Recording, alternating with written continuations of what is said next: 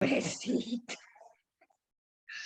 Well, okay. So we are talking about the reeds, las algas, no? With that smell, sick, sweet with smell, and the reeds said, "Sweet are the sweets of sin." The smell, this sick smell, is connected with the smell that Bloom smell when he was when he had this masturbation scene with Gertie, no? So again, the idea, yes, of guilt, no, because of what he did. Yes, sweets of sin. Sweets of sin. Then Bloom says, my spine's a bit limp. Go or turn.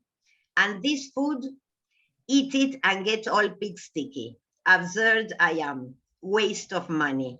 1 and 8 pence too much. So the idea is that he has this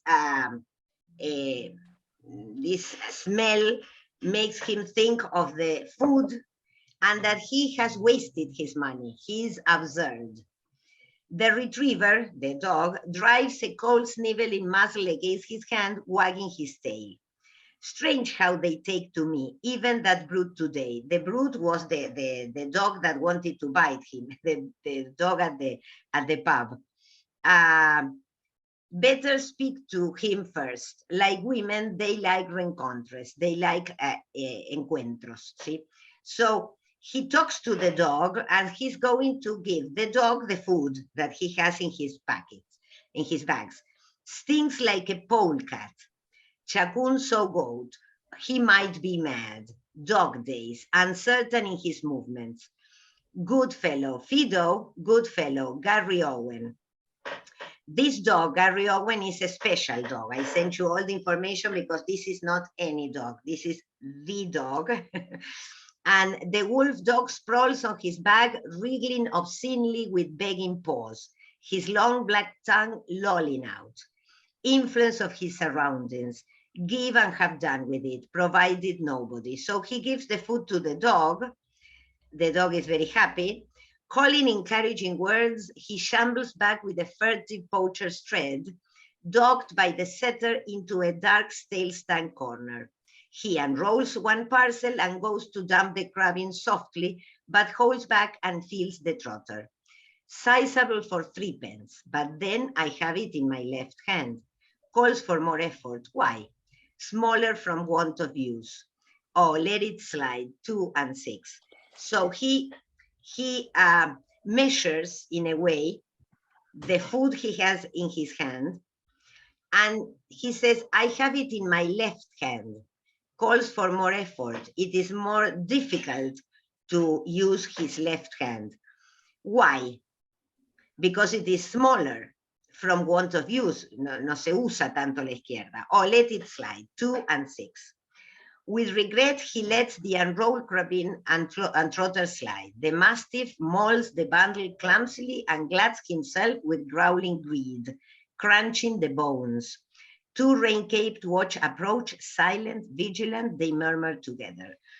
So he gives the food to the dog. This image of the dog eating, the connection with this food and animals, again, something in his mind, and who appears? 2 policemen with the rain capes, no? And they are murmuring. One says, Bloom of Bloom for Bloom, Bloom. Each lays hand on Bloom's shoulder. And the first watch, the first policeman says, caught in the act, commit no nuisance. So they are arresting him. He doesn't know why, but it is evident that he's doing something caught in the act, no? Lo agarraron en el acto. And Bloom stammers, I am doing good to others. So he says this because he's giving food to the dog. A covey of gulls, torn petrels, rises hungrily from leafy slime with Benbury cakes in their beaks. So the birds, the gulls, also appear eating from the river. You remember the image of the river when he was walking by the river and he saw all the rubbish thrown into the river, and for him that was very negative. The girls say cake, cankery cake. Bloom says, the friend of mine, trained by kindness. Well, the dog is the friend of mine, trained by kindness. He points, Bob Doran, toppling from a high bar stool, sways over the munching spaniel. So this Bob Doran appears here again, and he jumps on the dog, no? Towser, give us the paw, give the paw. Que le dé la patita, le dice el perro, ¿no? The bulldog, see how the dogs change.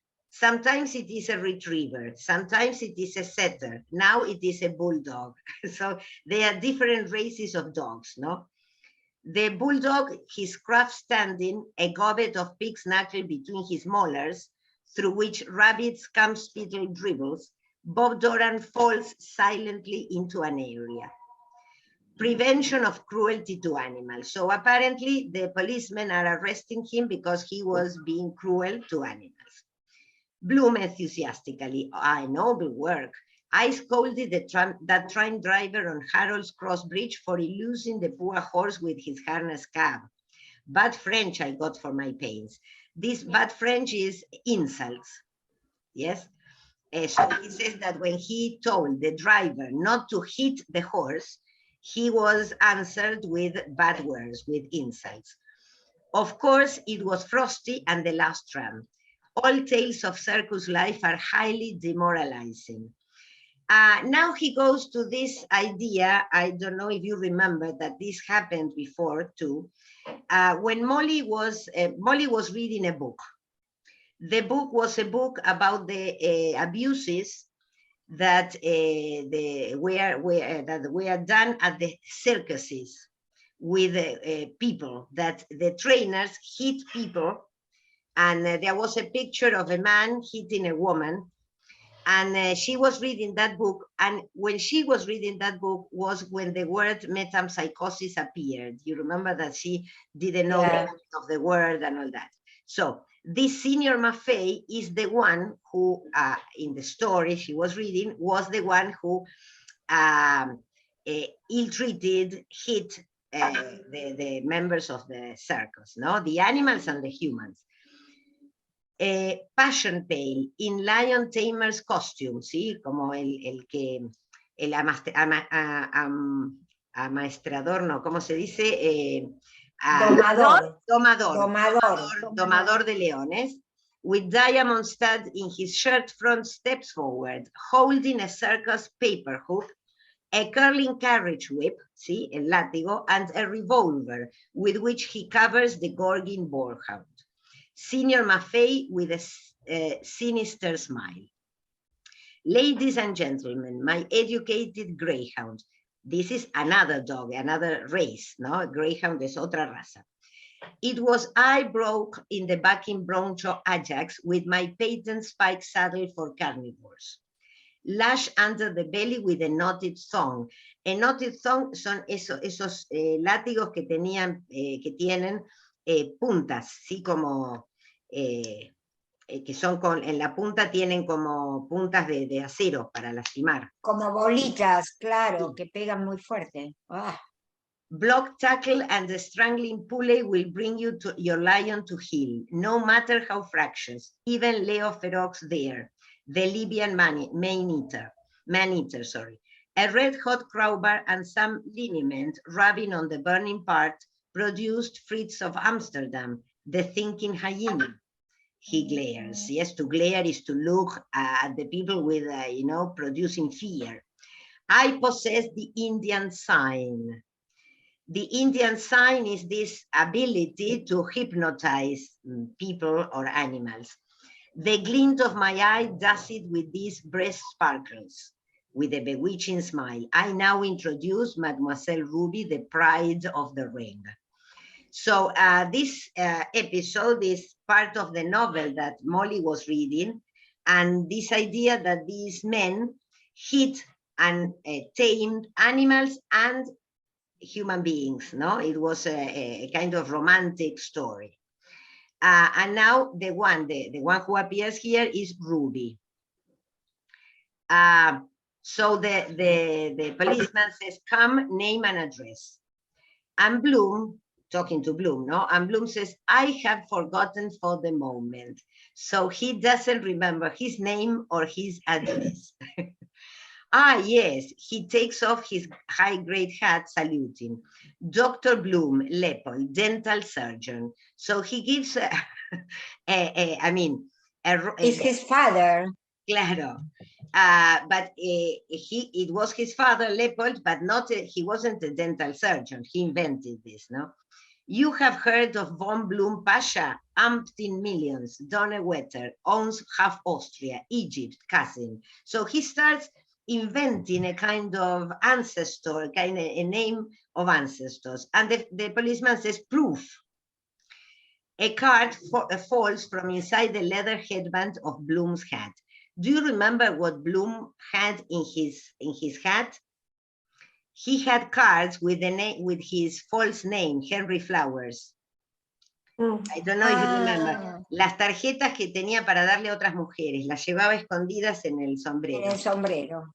Well, so Bloom, in red fez, Caddy's dress coat with broad green sash. So now he's dressed differently, no? Like an Arab, wearing a false badge of the Legion of Honor, picks up the card hastily and offers it. Allow me. My club is the Junior Army and Navy. Solicitors, Mr. John Henry Menton, 27 Bachelor's Walk.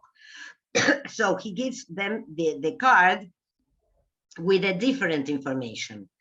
And the policeman reads, Henry Flower, claro, because this was the name in the card. No fixed abode, unlawfully watching and besetting. So this is the charge, el cargo, see, that goes directly to what Bloom did. He was watching Gertie, a voyeur, no? That's why it's unlawfully watching, you see? He was observing the girl, but it wasn't right what he did, so it was a voyeur. And besetting, because you remember he called the women to meet him at a certain place, but by letters, no? So what he did was wrong, and Bloom knew that that was wrong, and that was also part of his guilt.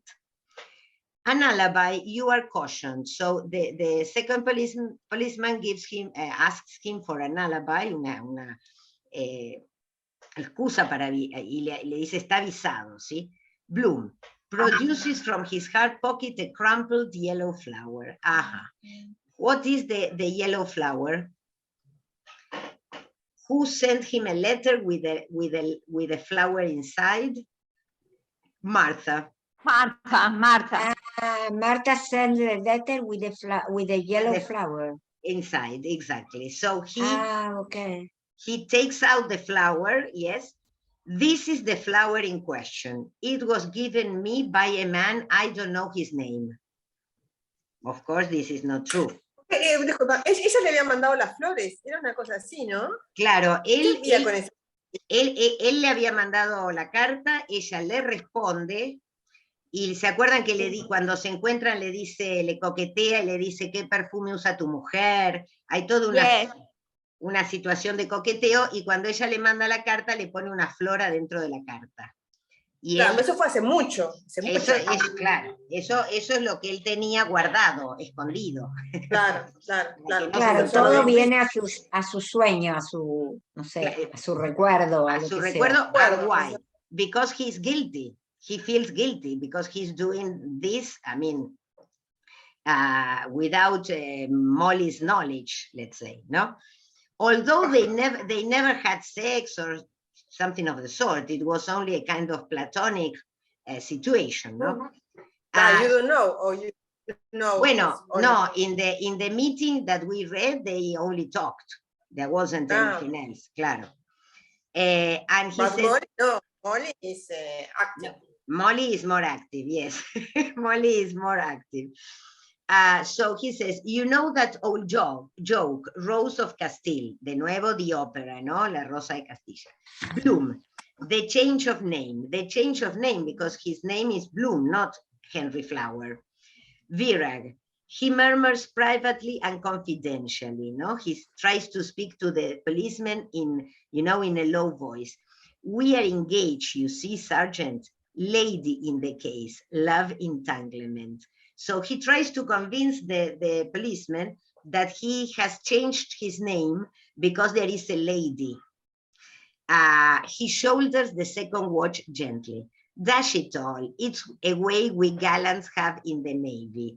So he behaves as a young man who says, okay, forget about it. Yes, this is what we do. The gallants, he includes himself in the group of gallants. Uniform that does it. So he says that he belongs to the Navy and that the uniform is what seduces women, no? He turns gravely to the first watch. Still, of course, you do get your Waterloo sometimes. So speaking with these metaphors of the Navy, he says, well, our uniform seduces women, but we also fail sometimes. We also have our Waterloos. Drop in some evening and have a glass of old Burgundy. And to the second watch gaily, I'll introduce you, Inspector. She's game. Do it in the shake of a lamb's tail. So he tells the policeman that they can go and he can introduce them to a lady. And the game is game. The game is easy. Yes, she will do it in the shake of a lamb's tail. She will do it very quickly. A dark mercurialized face appears, leading a veiled figure. A ver, the mercurialized face makes a connection with Mercury, the god of war, no? And the veiled figure is Martha. I sent you a lot of information about this Martha.